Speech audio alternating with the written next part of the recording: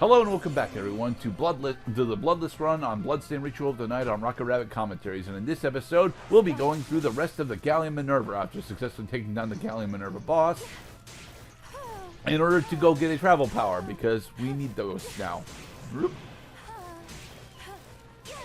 Now, the stat differentials that happen for the first hour or two of the game are not honestly all that important, but they're a bit weird. But they're a bit weird once you actually notice that they're there.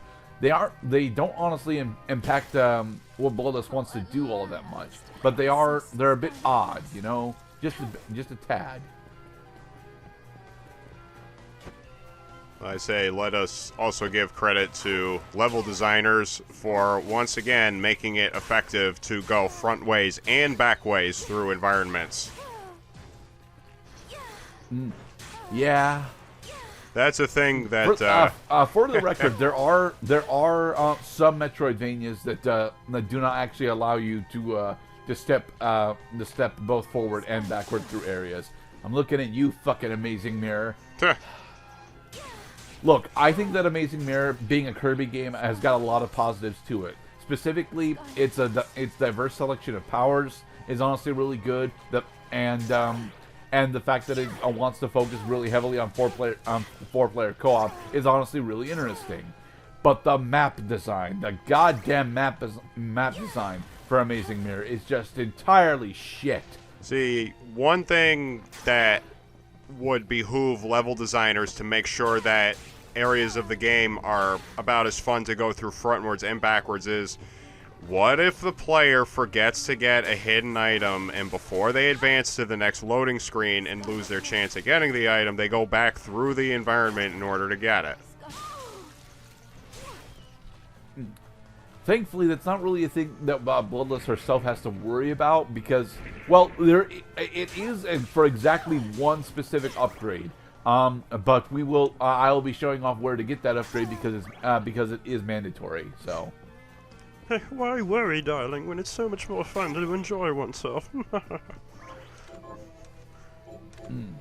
So what's new in the world of Cloud as we once again go through the Galleon Minerva? I'm finally having someone new to play with on chess.com for a change after many years of playing chess on the internet. Or is it one? I think it was 1 year I've been playing chess on the internet now, but yeah, I finally got somebody new to play with. And it's as easy as having a Gmail connect to chess.com. And it's fun, because you get to start right away, you get to play AI, learn things, read tutorials, learn chess openings, and rock house. Unless, of course, you're Gerdat, in which case you attempt to kill things with your rook and then wonder why your queen got taken on move 3. Well, this is what my new opponent did on our very first game, was pawn to h6, rook to h7. Ooh. Or was it? No. It was pawn to h5, rook to h6. So it's in front of the pawn rank. It's just a thing. It's just a thing you don't do. I mean, if you really want to get trolled hardcore by a chess grandmaster, you will see some of these guys open with the H pawn. It's just to show that perfect openings do not necessarily make perfect games. Right. And finally, you don't have to be perfect in order to win a chess game. You just have to defeat your opponent based on the board situation. Yeah, which is something that I struggle with because I am bad at chess. I mean, I lose more often than I win, so there ain't nothing wrong with losing. Especially when you get additional experience. Thing is, I have difficulty utilizing my new experience. There we go. Our first Blood of Brutality. Yay. You need to collect all of those.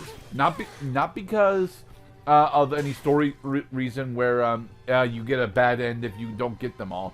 No, it's kind of explicitly because Bloodless's basic auto attack doesn't really get all that much more powerful as she levels up. She needs these Bloods of Brutality as steroids in order to compensate for her relatively low melee base damage.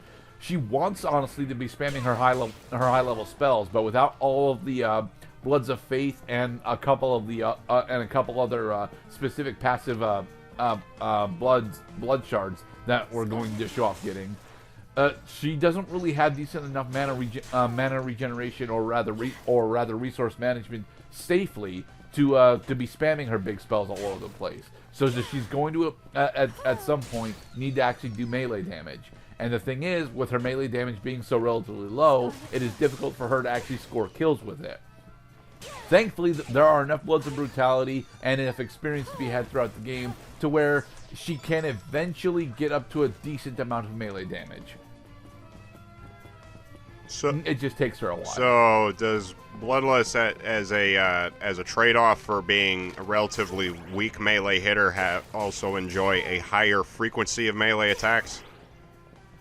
Her umbrella attack is honestly slightly faster than both Miriam and Zangetsu's short sword attacks, but not faster enough to where I think it's like 10% faster, to be perfectly honest. She would still actually get significantly better results if I knew how to fuck do a backdash cancel with my attacks, but I don't, so. Well, that's a attractive asset for a fighter character, is just being able to attack more quickly. Doesn't matter at that point how much less damage you're dealing. It looks to me that the reduced melee output is negligible because you can animation cancel more quickly, because the attacks don't take as long to do. It allows you to be more of a it allows you to be more versatile in combat, that you can spend more time dodging enemy attacks and being defensive also, so you get to keep the fight going. At the moment, Bloodless honestly performs really well against bosses, but has some pretty significant downsides when it comes to going through specific areas later on. Like, I've mentioned before how much I absolutely despise Inferno Cavern, and although Bloodless doesn't have a really difficult Inferno Cavern segment to go through, she does still have to go through it, and it can be a bit of an issue with how lackluster her melee damage is. Her worst area, to be perfectly honest, is a bonus area that I don't think I will be showing off. I might be showing it off later, I'm not sure. Come on. I was hoping there was a thing there, but there was not. We're not going to go to take on Revenant right now, although yes, all the boss doors are open for Bloodless. She can, in fact, fight Revenant right now if she wants to, and there's a Blood of Brutality in there, so we will want to fight the Revenant eventually, but we're not going to fight it at the moment.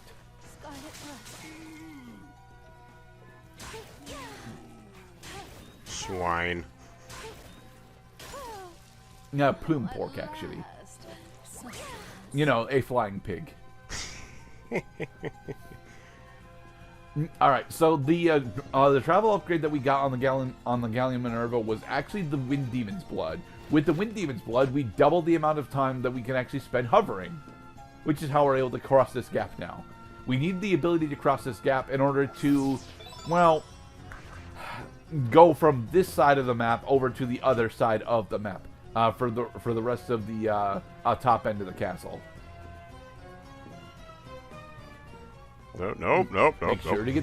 Make sure to get the fast travel points, because they are relatively important for Bloodless, because she doesn't get the ability to move fast, unlike Miriam gets access to what was effectively Black Panther. Yeah, Miriam gives access to Accelerator towards the end of the game. Sadly, Bloodless does not.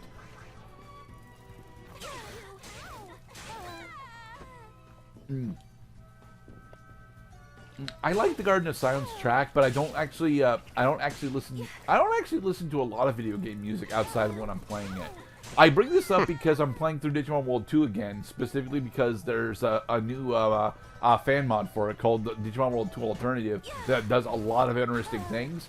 And the first fucking boss theme for Digimon World 2 is just so awesome that I actually do put it on every once in a while outside of when I'm playing on it.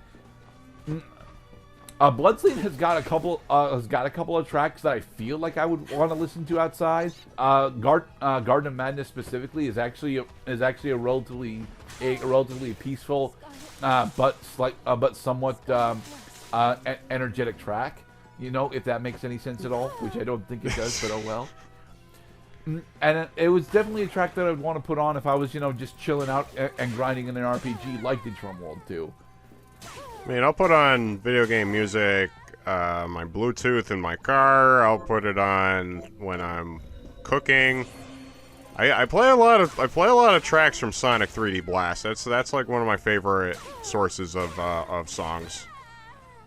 The fucking I keys don't are think Michael Jackson was on 3D Blast. He was on 3 and Knuckles, though, technically. He was interested in the project. I understood was the extent of Michael Jackson's involvement in Sonic 3. I don't think he actually had anything to do with any of the music creation. No, I think it's Ice Cap. I think Ice Cap specifically has got some of his trademarks on it.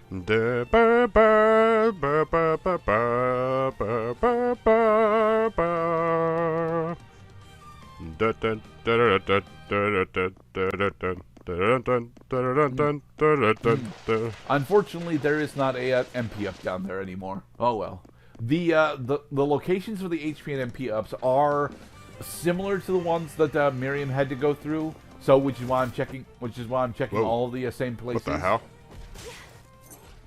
What? Oh, I thought that was a boss cutscene. I thought because you stood still for a second, and then the Wolfman entered like, I was waiting for you, my beloved foe. Well, actually, I was waiting for him because I knew he was there. Well, you knew he was there.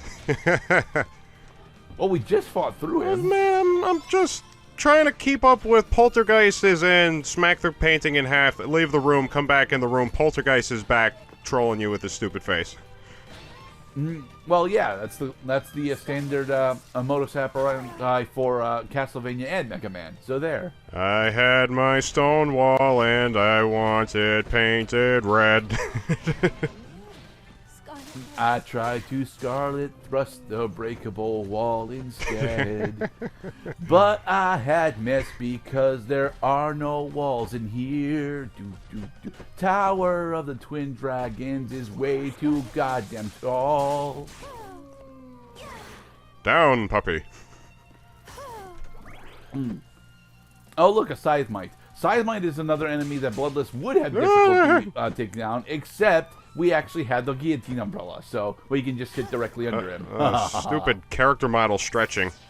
That creeped me out. Yeah, like the Scythemite and its upgraded form later on. I forget what the fuck is it? A Blood Scythe? I think that's called the Blood Scythe. And they're running out of compound words to use with blood.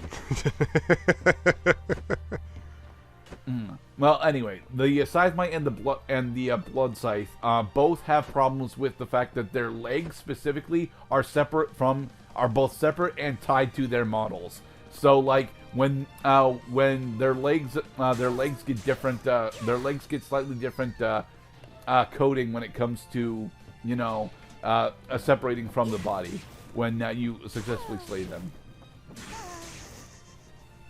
Stupid smiling face portrait.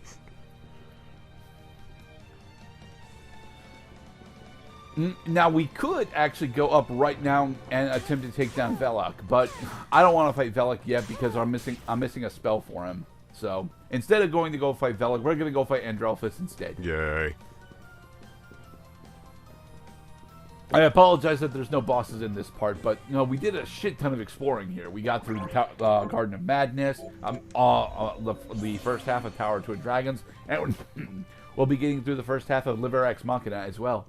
It's good for players who are doing this as their second or third playthrough to already know the areas, understand that you're going to be approaching things in a different order, and just give it a shot.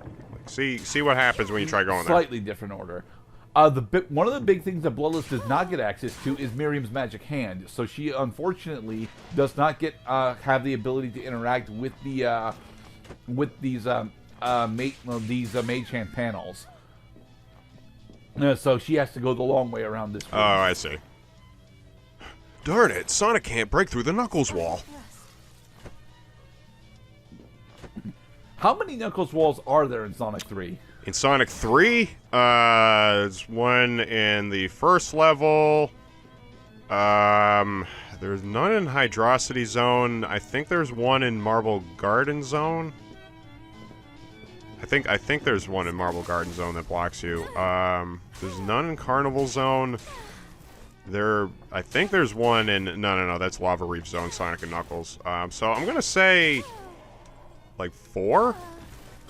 It's a lot. That's a very low number. That's a very low number of Knuckles walls, to be perfectly honest. Well, they didn't want to tease the player with, oh, you don't have Sonic and Knuckles, so you can't enjoy being able to go through this area. That's why they really ramped up the number of Knuckles walls that are in Sonic and Knuckles, so you get used to, oh, that's the Knuckles route. I should play as Knuckles. It's as easy as turning my Sega Genesis off and turning it back on and reselecting my character. At least that's how it's supposed to be. That's how easy it's supposed to be, anyway. Anyway, in the next episode, we'll be taking on Andrelphus. Yay. Be safe, everybody. Saving.